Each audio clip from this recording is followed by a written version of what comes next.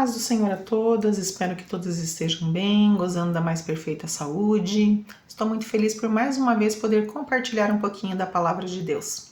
O texto escolhido foi Números capítulo 13, versículo 30, somente a parte A, que diz assim: Subamos e tomemos posse da terra, é certo que venceremos. Números nos mostra que Deus havia ouvido a oração do seu povo, que naquele momento estavam escravizados pelos egípcios. E também mostra o grande poder e a grande salvação que Deus deu a eles quando saíram do Egito. Então, presenciaram grandes milagres da parte de Deus. E aí, também Deus faz questão de mostrar a eles a terra que eles iriam receber como herança. Então foram escolhidos 12 espias, um de cada tribo, para que fossem lá e vissem o que Deus realmente tinha para eles. Então os espias foram sondar a terra e viram que lá realmente a terra era muito fértil, era verdejante, as frutas eram boas, eram viçosas, e viram também que lá haviam homens grandes, homens gigantes que moravam naquele lugar. E a missão deles era olhar tudo que havia naquela terra e, ao voltar, fazer um relatório de tudo que tinham visto e ouvido, e entregar esse relatório tanto para Moisés como também para todo o povo. O restante da história todas nós conhecemos. Sabemos que 10 dos 12 espias contaram aquilo que realmente viram, né? Que a terra era boa, que a terra era fértil, que havia muita abundância de alimentos, porém eles focaram nos homens que habitavam ali. E que esses homens eram grandes e numerosos, então eles sentiram muito medo. E esse medo que eles sentiram, eles transmitiram para toda a nação, a ponto de todos sentirem vontade de voltar para o ponto de partida, que era a escravidão. Mas por que será que isso acontece, não é mesmo? Mateus 22 e 23 diz o seguinte: os olhos são como luz para o corpo. Quando os olhos são bons, todo o corpo fica cheio de luz. Porém, se os seus olhos forem maus, o seu corpo ficará cheio de escuridão. Assim, se a luz que está em você virar escuridão, como será terrível? Mas o que quer dizer olhos bons e olhos maus? Bom, quer dizer como você interpreta as coisas que você vê, como você interpreta as coisas que você vivencia. Já parou para pensar nisso? Como são os seus olhos? Muitas vezes nós corremos o risco de agir como aqueles 10 espias quando nós interpretamos a nossa vida de uma forma negativa. E os nossos olhos passam a ser maus quando nós olhamos apenas os problemas, apenas os defeitos na nossa casa, nos nossos filhos, no nosso cônjuge e também em relação a nós mesmos. Então, tudo que a gente vê é ruim, é mal. Em Provérbios 4:23 diz o seguinte: tenha cuidado do que você pensa, pois a sua vida é dirigida pelos seus pensamentos. Então, a nossa forma de agir, ela não é por acaso.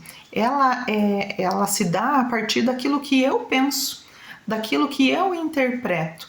Então, a Bíblia nos ensina a cuidar com aquilo que a gente pensa. Quem sabe a vida não tem sido muito boa para você até aqui, e por isso você acredita que esse tipo de pensamentos são apenas pensamentos realistas. Mas olha o que a Bíblia diz em Mateus 12:34. A boca fala daquilo que o coração está cheio. Quando os 10 espias olharam a terra e viram aqueles gigantes, eles sentiram medo. E por causa do medo, eles passaram a reclamar contra Deus e a murmurar contra Deus, inflamando todo o povo. A neurociência diz que quanto mais repetimos o comportamento, mais forte ele se torna em nosso cérebro.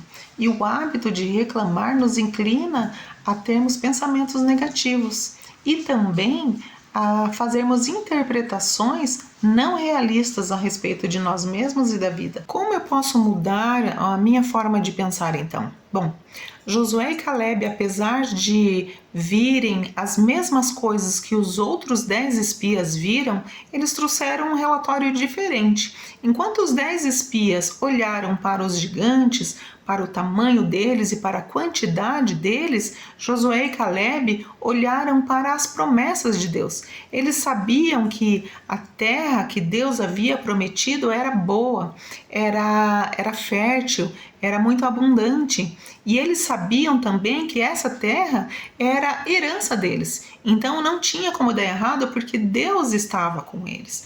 Então essa foi a diferença de relatório que eles tiveram. Enquanto eles viram as mesmas coisas, a forma de interpretar foi diferente. No livro de Números, capítulo 13 e versículo 30, somente a parte A, onde nós já lemos logo lá no início, diz assim: subamos e tomemos posse da terra, é certo que venceremos. Um ponto importante que eu vi aqui, que eles não somente viram o lado positivo das coisas, não, eles tomaram atitudes, eles falaram vamos lá porque a vitória é certa.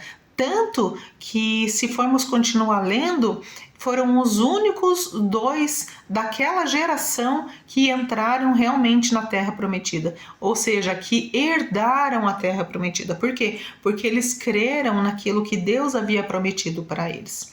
Romanos 12:2 diz assim: não se amoldem ao padrão deste mundo, mas transforme-se pela renovação da sua mente, para que sejam capazes de experimentar e comprovar a boa, agradável e perfeita vontade de Deus. Quando ele fala de transformar a mente, fala sobre isso. Nós não podemos nos comparar com esse mundo, ou seja, este mundo não é padrão para nós. Não se amoldem ao padrão desse mundo. Esse mundo não é padrão para nós. A nossa visão, ela tem que ser além daquilo que é natural. Quando esse texto fala sobre transformação e renovação da mente, fala sobre tornar novo, ou seja, modificar aquilo que já existe. É um momento também de nós olharmos para dentro de nós mesmos e refletirmos como nós estamos interpretando a nossa vida, como nós estamos interpretando os problemas que se apresentam. Nós estamos vendo apenas os gigantes ou a quantidade deles, ou estamos olhando as promessas de Deus, ou estamos olhando que Deus está conosco e Ele prometeu que nós venceríamos. Então fica essa reflexão para cada uma das irmãs e que Deus abençoe a todas e que Deus possa renovar cada dia mais a nossa mente. Amém?